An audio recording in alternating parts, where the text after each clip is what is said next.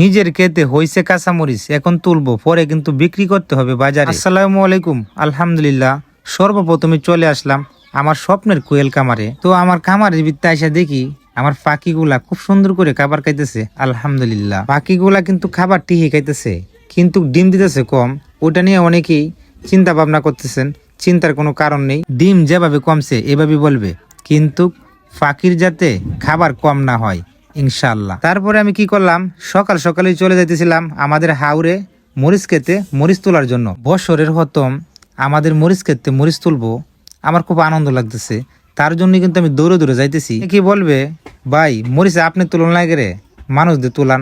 তো আমাদের এলাকায় কিন্তু 20 মরিচ এখন তোলানির মতন কোনো মানুষ নাই, কারণ আমাদের এলাকায় এখন বর্তমানে লাগানির খুব কাজের চাপ। তার জন্য নিজে নিজেই মরিচ তুলতে চলে আসলাম, শর্মের কোনো কিছু না। তো সবাই দোয়া করবেন, দেখি 20 মরিচ কয় মন হয়। তো অবশেষে চলে আসলাম আমাদের মরিচ খেতে। আমি কিন্তু আইসাই মরিচ তোলা শুরু করে দিছি। নতুন মরিচ তুলতে কিন্তু অনেক ভালো লাগতেছে। মরিচ তুলতে আইসা কিন্তু আমার একটা কথা মনে হয়ে গেছে, ছোটকালে কিন্তু আমরা এভাবে মরিচ তুলতাম।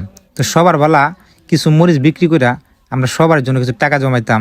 তো সেই কথাটা আজকে আমার অনেকবার মনে পড়তেছে। তো অনেকদিন পর মরিচ তুলতে আসলাম, আসলে অনেক ভালো লাগতেছে। খেতে কিন্তু বেশি মরিচ হয়েছে না, তারপরেও তুলে দিতেছি।